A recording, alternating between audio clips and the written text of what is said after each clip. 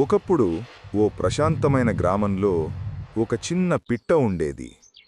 అది రోజంతా మధురమైన పాటలు పాడుతూ చెట్టు కొమ్మనపై ఎగురుతూ అందరికీ ఆనందాన్ని పంచేది.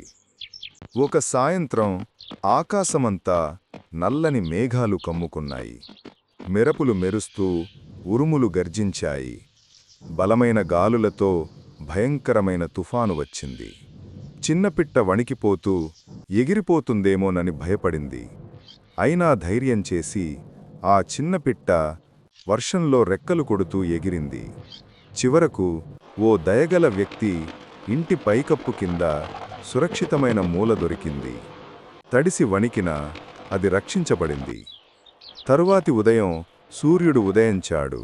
ఆకాశం మళ్లీ నీలంగా మెరిసింది. చిన్నపిట్ట రెక్కలు విప్పి ఆనందంగా ఎగిరింది. ఇంకా మధురంగా పాట పాడింది.